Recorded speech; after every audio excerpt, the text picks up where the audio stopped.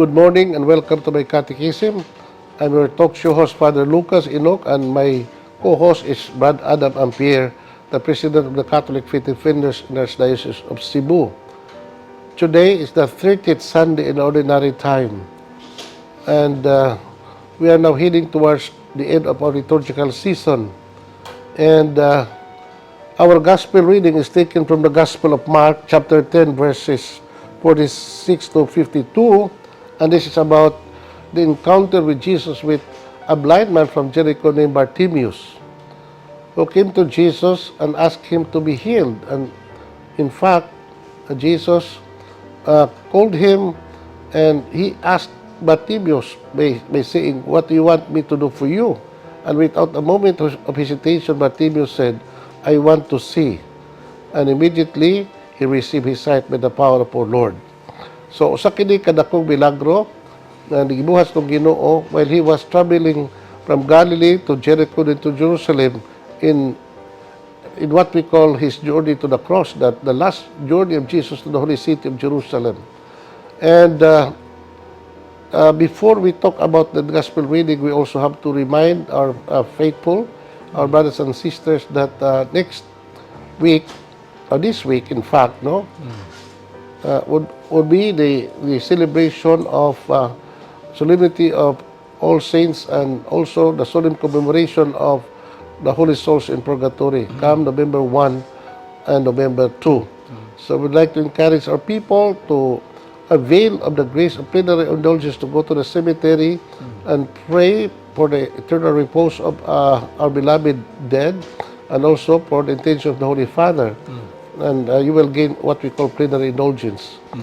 Okay. And before we discuss our gospel, I would like to ask my co-host, Brad Adam Ampier, on what actually happening of our country today, especially that we are suffering from the devastation of the super typhoon Christine, which devastated almost more than half of our country because of a wide diameter that covers the whole typhoon. And this is something that Brad Adam Ampier and I will be discussing today. Please stay with us. We'll be back after a short break.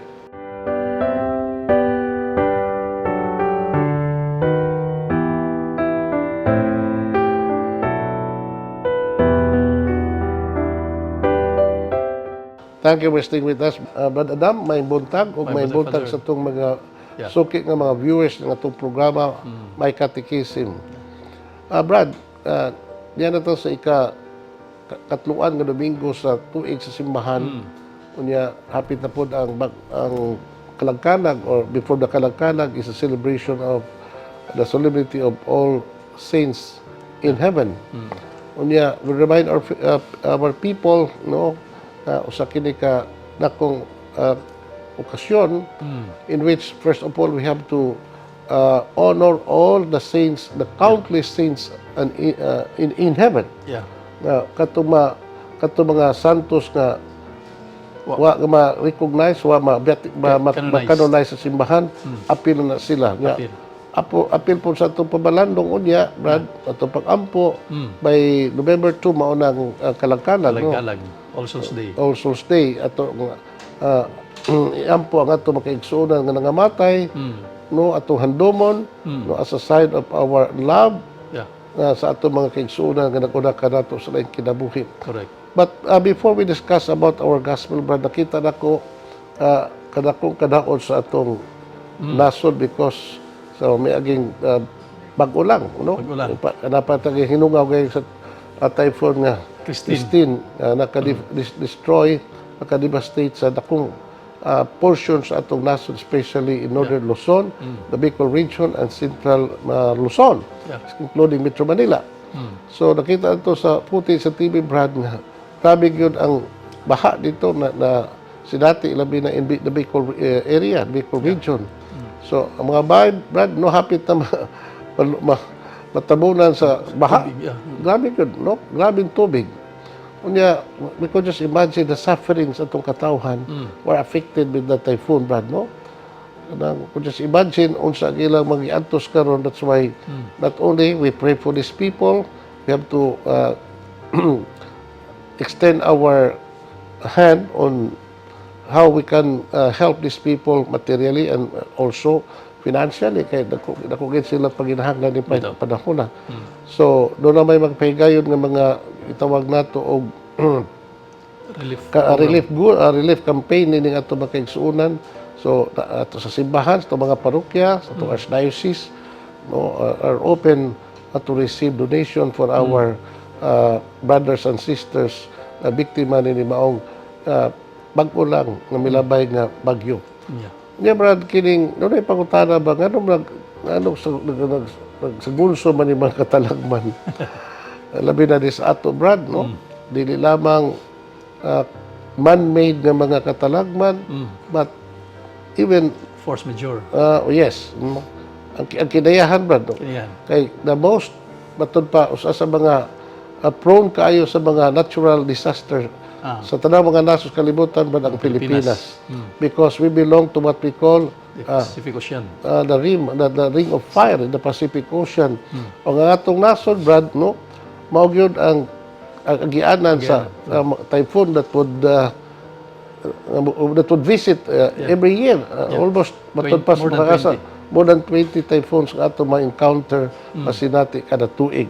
Mao na nga we're prone to what we call natural disaster.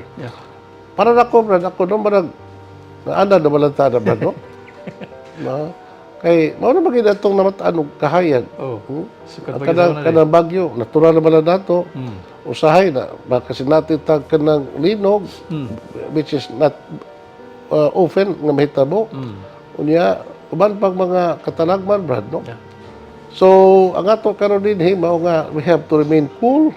We have to relax in the midst of the suffering, but at the same time, we have to do something pagtabang sa usag-usa nato. Kay happy tang tanan affected man ini.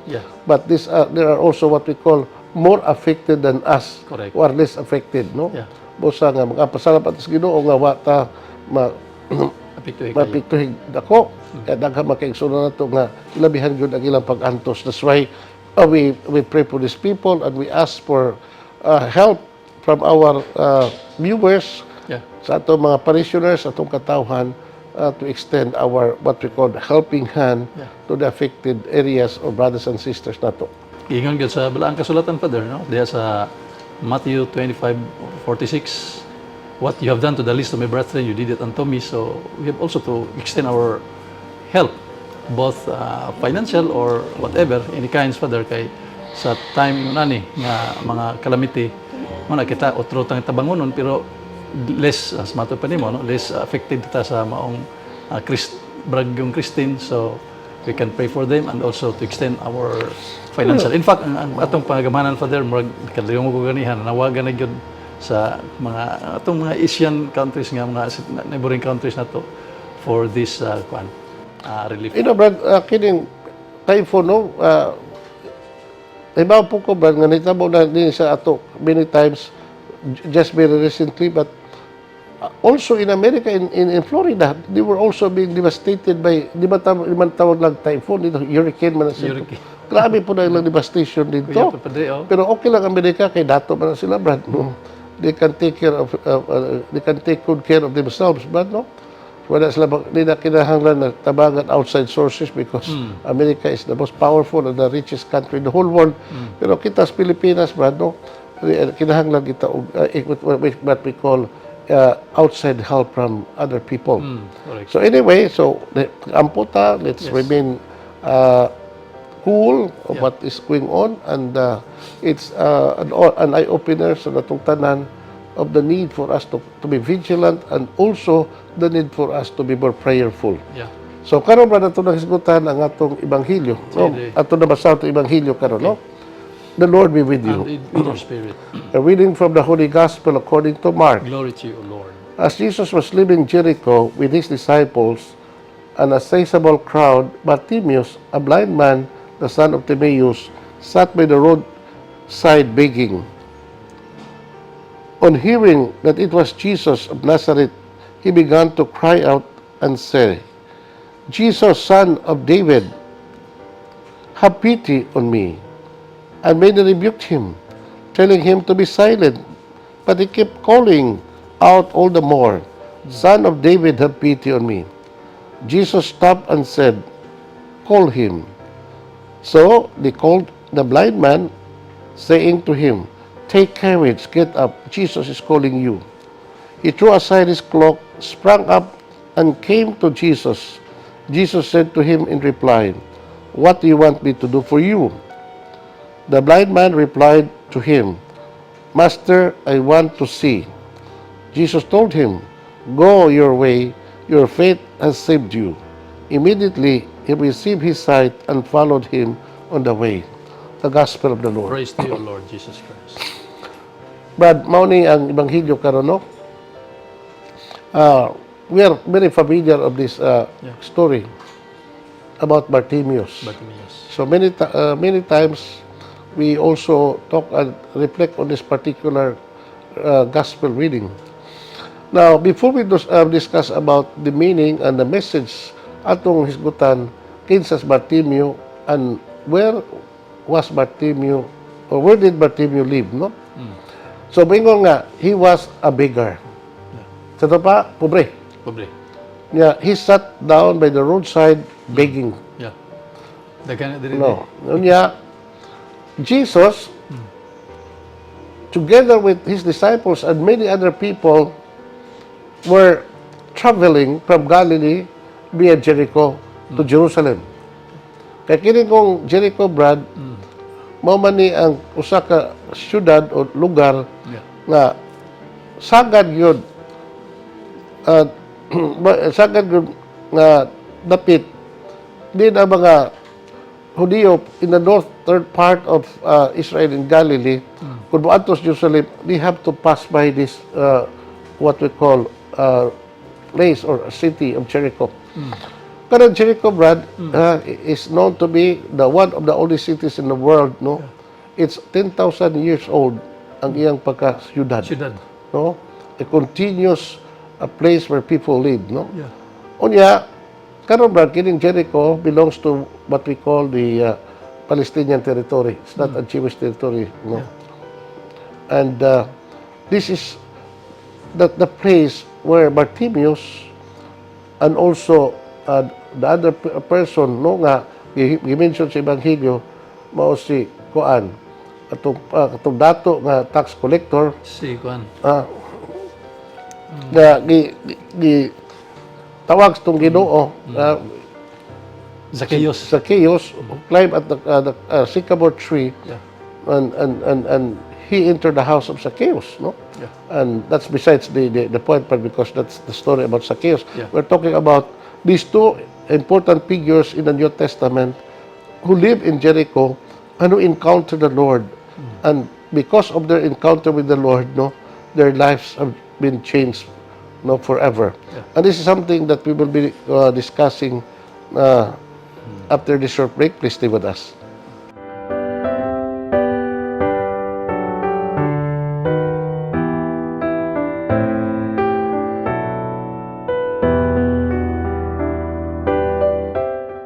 Thank you for staying with us, Brad Adam.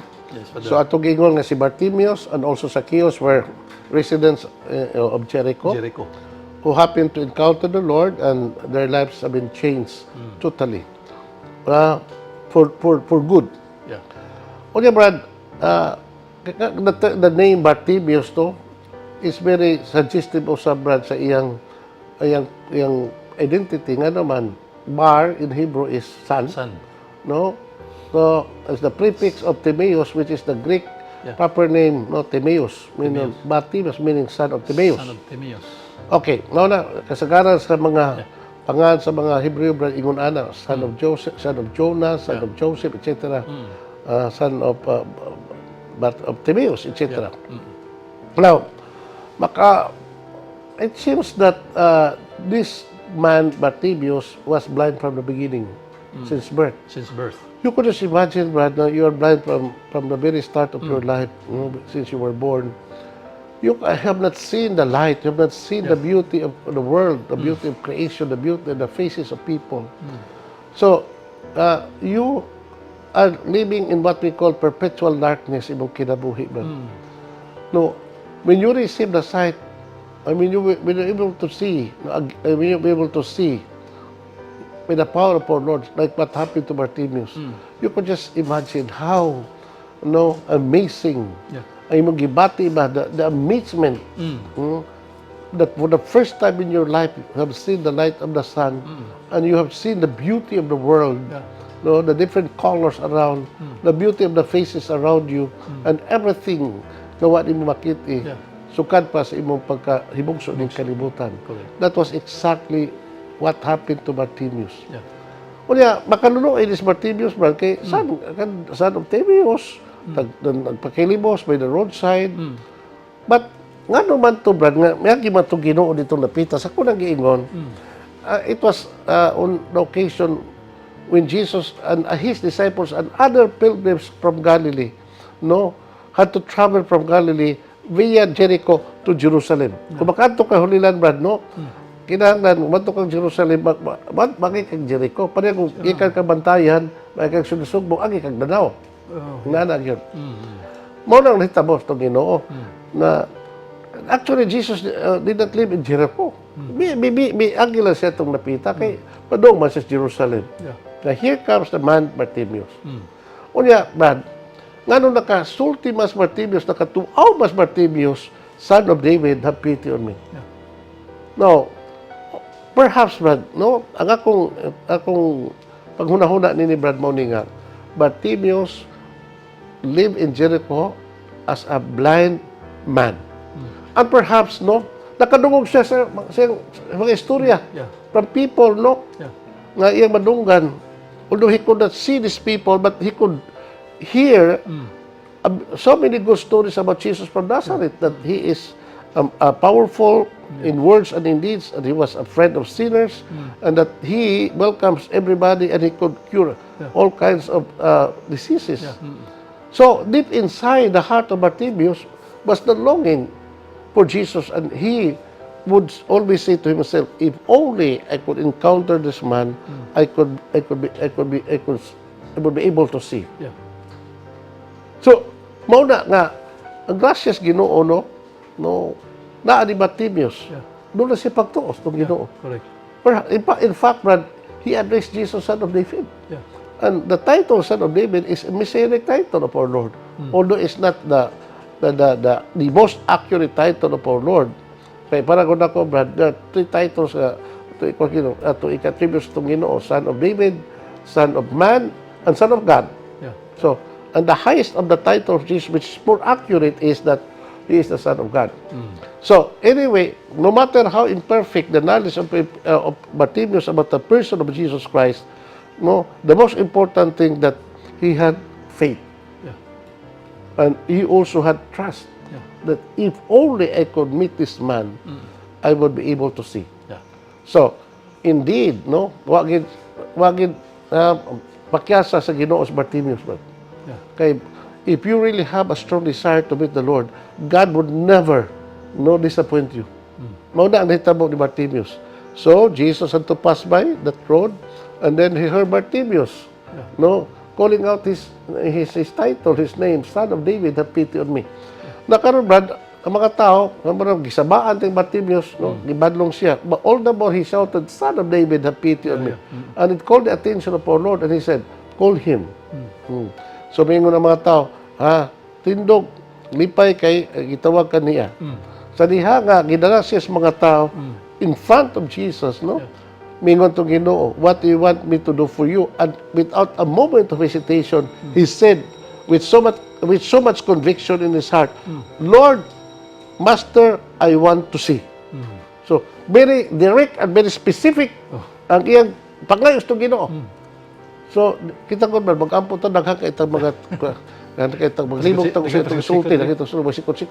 Muna nga, sometimes, when we come to Jesus, we have to be very sure of what we really want. We have to be very direct in our way of asking the Lord for something good for our life. Bartimaeus in dire need, for the Lord, to help him, to help him in his misery. Yeah. He said, with so much faith and trust in his heart, bingon siya, I want to see. And Jesus responded by saying, kung sa ito mas itong Ginoo, kato kang Bartimaeus, he said, take courage, get up. Take courage, get up. Ano to siya? Ingon si Jesus. Mingon atong Ginoo. Go your way, your faith has saved you. Go your way. Yeah. Lakaw na, ang bagto, boy, naglawas ka nimo. And Bartimaeus could now see, makakita na si Bartimaeus. Although the Bible, our gospel, wahatag natong description about the reaction of Bartimaeus. No? Kita na lang mo build up sa atong hunahuna, Brad. Unsay reaction of Bartimaeus. No? You could see the joy, the face of Bartimaeus, beaming with smile, no? Nga iyang nakita ang tibuok kalibutan, ang langit, ang panganod, no? Ang kabukiran, ang mga kakahuyan ug labaw sa tanan, the face of the people surround him, and basically the face of our Lord. Yeah. Kung makita na ito, so, mauna ang nahitabo ni Bartimaeus. Sa iyang pagpangayo, Father, akong kuha ng Father ba, ang Ginoo, Jesus Christ is God, 100% God, 100% man. Pero siya nahibaw because God is omniscient, nahibaw sa tanan. So kinahanglan ba gyud ang usa ka tawo di mangayo sa iyang gikinahanglan nga kibaw naman ng Dios. Abi ni mo, Brad, no, that's a good question. That is what we call theological question. You know, Brad, ang atong Ginoo muhatag yun. The nature of God is that He is a generous God. In fact, daghang mga butang itong kinabuhi, Brad, nga atong nadawat gawa na itong pangayoa. For example, itong gasas kinabuhi. No? Why we are born into this world? Nangay ito sa Ginoo. Di ba? No? Kining hangin nga itong gihanggap. Nangay ito sa Ginoo, but it's freely given. No? Ang adlaw, kay kuha ang adlaw, Brad, no, di ba kita mabuhi? There would be no living organism in this world without the sun, without the air that we breathe, and without the water that we drink. No, so many things in our life, Brad, nga naa nato apan wala to pangayuan. So these are what we call gifts, freely given by God. But there are also what we call gifts or graces nga reserved sa Ginoo nato, i-reserve sa Ginoo on condition nga ato di pangayoon. That's why, mingon siya, ask and you shall receive. Pero kana pong pagpangayo, Brad, according to St. James ba, na doon ay maayo atong katuyuan. No? No. Kaya doon na po yung pangayo tapan, pero dili ta sinsiros itong ipangayo. Nangayo ka mo, apan wa ka mo makadawas iyong ipangayo, kaya wala ka mo ipagtuo. Ug wa usab niyo madawat, kaya daotan man yung tuyo. So that is what St. James is saying. So, in the case of Bartimaeus, Brad, no, ang iyang ipangayo, maayo. Maayong tubong sa ipangayo. Iyang ipangayo sa Ginoo, uban ang pagsalig. Uban ang pagtuo. Sa iyang iyang situation, as a blind, dili ka po blind siya sa spiritual blind. Okay, you're talking about the spiritual blindness, Brad, no? Kaya kita, Brad, especially those people, no, during the time of our Lord, they were not physically blind like Bartimaeus, but many of them no, are afflicted with what we call spiritual blindness. Nga naman, matod pa sa basahon sa mga salmo, they have eyes but they could not see, they have ears but they could not hear, they have mouth but they could not speak. So these people, Brad, they are not physically blind. Their eyes are wide open, they could see everything. But their hearts and their minds are blinded with the truth about Jesus Christ, despite their ability to see Jesus and to hear Him speaking.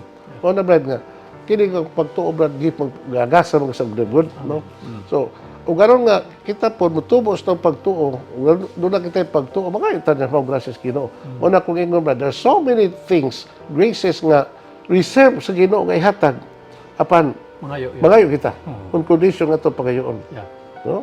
Usa, ang ato lang yun, mangayo tang sabi sa kursang butang, nga makaayo nato. Ang Diyos, nga atong Ginoo, amahan man na nato. Amen. So, busa, ask and you shall receive, seek and you shall find, etc., etc. And knock and the door shall be open unto you. So, mga Brad, so, Mao to ang hitabo ni Bartimaeus, brad, no? He was physically blind, but he was gifted by God with the gift of faith, Amen. no? And that saves him that day according to the Lord. Yeah. So, faith is necessary for Jesus to work miracles in our life. This is what I have mentioned many times in my homilies, Brad Brangham. The power of Jesus and the power of God to work miracles can only be possible in what we call in an atmosphere of faith. Wagay pagtuaw sa katao, no? It is impossible for the Lord to effect miracle in that life, in the life of that person. Mao na nga kinahanglan gyud atong i-master ang atong pagtuo. Yeah. Ilabi na kung kita mag-ampo niya mangayo sa mga butang atong ipangayo. Kaya paabot na sa tas Ginoo kanus niya tubaga ang atong pag-ampo. No, kay mingon man din sa principle in prayer nga nag-ingon, man proposes, God disposes. Amen. Amen. Una, karon brad atong padayonon ding atong episode after this short break. Please stay with us.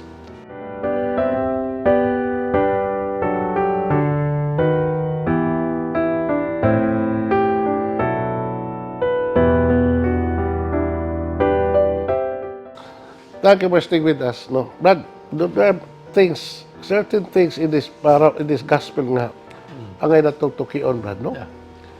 Okay. First, again, about Bartimaeus, Brad. So, he heard about Jesus of Nazareth.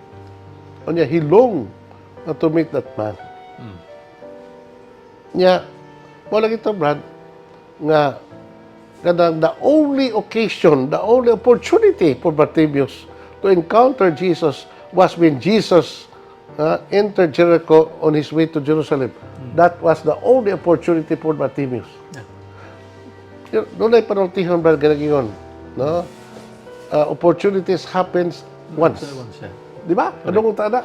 If you lost that opportunity and you don't grab that opportunity, di na ginababalik. Di nang balik di. Busa, if you have that opportunity nga makatrabaho ka, nga opportunity nga maka-eskwela ka, if you have the opportunity to make your life beautiful in this world and you don't do it, you don't respond to that opportunity, don't grab that opportunity.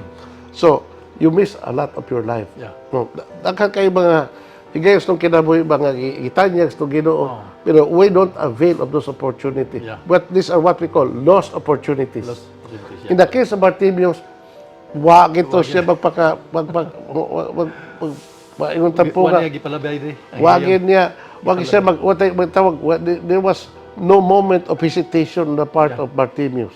He grabbed that opportunity. Kay wa na laing pahigayon, na maabot pa siyang kinabuhi. Nga ang Ginoo, wag kinatong dapita. Anyway, so lessons learned, Brad, mao ni nga daghan kay mga kahigayon sa itong Ginoo sa kinabuhi ba nga gihatag nato sa Ginoo. Panwa nato hatagi og Bili. bili. Very good. Kada term bili. No? For example, Brad, no? Tunay sa katao nga nangayo sa Ginoo nga siya makatrabaho. Unya, gitagaan siya kay gayunan through his friend nga mo-hire niya. Unya, nagduwa-duwa man siya. Nga, kay midget man kaayo ang demand sa trabaho. Nagduwa-duwa siya. So, kaya tagat lain. So, wala na siya trabaho. No? So, doon na po yung gayon, Brad, nga, kung doon na higayon nga, doon na usa ka estudyante, Brad, nga, he wanted to go to college. He wanted to, avail of the scholarship. Nag-i-offer to simbahan, Brad, in one of our programs sa simbahan. Waman niya, he didn't grab. Hangtong karoon sa ka-eskwela. Di ba, Brad? Another thing, Brad, no? Doon na usa ka, kuan ba? Kada usa ka dalaga, Brad, nga, nangayos Ginoo nga, unta paminyo siya. Doon usa ka lalaki nga, nanguyab niya. Unya, kay taas lagi siyang standard. Waman siya sugta. No? Tagaan pag Ginoo daghang mga lalaki. Waman siya sugta. Anita mo, abot na siyang 30, wala din yung mga lalaki nga manguyab niya. Abot to. There's so many opportunities nga mo sa itong kinabuhi, Brad. Nga wala to dawata. Busa, kinahanglan yun nga we have to be quick, no, sa atong respond for any offer, opportunities to life Yeah. na makapabulahan nato. Yeah. Anyway, let us now discuss about the reaction of Bartimaeus. Human nga siya, giayos to Ginoo. Yeah. Ug nakakita na siya. It was a tremendous miracle, brad, no? Yeah. So, according to the gospel, it says, the blind man replied to Jesus, Master, I want to see. Jesus told him, Go your way, your faith has saved you. Immediately, he received his sight and followed him on the way. So, immediately, langay-langay itong Ginoo. Wato magaging operasyon, wato magaging ophthalmologist, wato magaging usa diha, eye operation, etc. By the power of Jesus, nakakita ang maong tao, Bartimaeus. Unsa reaction Bartimaeus, but in gratitude for the gift of miracle ngayon nadawat kay Ginoo, he followed the Lord and served him. Pao gina, brad. Unsa may lesson nga to makat-on na ba? Kita ba daghang kay mga tao nga giayos Ginoo? Yeah. Daghan. Bisgo ta karon panahon na, brad, kanang mga healing miracle. Healing. No? So many times, so many people, no, after they prayed to the Lord and they received the gift of healing. Pero humana na, sa may ginuhat. O ikaw saban. Dili, ang akong punto din mo, brad, nga tungod kay ikaw giayos Ginoo, tungod kay Ginoo maayo nimo, tungod kay ikaw gipadalagi na sa Ginoo, then the best way to express your gratitude is to follow and serve the Lord. Kada mo sakto, brad. Correct. What have you done after having been cured by Jesus Christ? Gikan sa imong balatian. What have you done for the good things that God has given to you? What did you giun sa man nimo pag-respond? Giun sa pagpapakita ang imong kaayo gratitude sa kaayos Ginoo nimo. Ikaw, brad. Ang importante gyud pa diha sa atong pag-consider. Kita tanan puros ta mga sakiton, not only physically but also spiritually. The moment nga we have to receive the grace coming from the Lord, then we have to also offer ourselves. Mabita sa atong kanta, Father, no? Na we offer our etc. No? We offer our life to the Lord because mao gina ito ang purpose nga to glorify our Lord Jesus Christ. Mo na ang kining kuan, Father, kini ang usa sa mga ato ang gibuhaton adto kaniya diha sa pag-ayo, labi na diha sa pag-receive nato sa mga sakramento, like for example sa Eucharist, Father. Then that is very the very moment nga kita makapasalamat ngadto sa Ginoo nya, to offer ourselves nga mosunod ta ngadto sa kabut-on sa Ginoo through the church, Father, kay ang simbahan buhi pinaagi man sa mga katawhan din makaalagad ta. Okay, brad. So karon ato na mahulag West Bartimaeus, brad, no? Nga gikan sa iyang pagkabuta, karon nakakita na. And certainly Bartimaeus was able to see his own self. And he was able to see the people around. Although the Bible or gospel does not mention about the reaction of the crowd. No nga, kung sa reaction nga ilang nakita nga kining sa katao, no, ilang silingan nga sukad pas pagkabata buta na. Apan by the words of our Lord, mingon to Ginoo, receive your sight, and immediately he was able to see. Ang ako makita ba nga dako kay itong kanang impact nito mga tao nga nakasaksi sa mga milagro. Correct.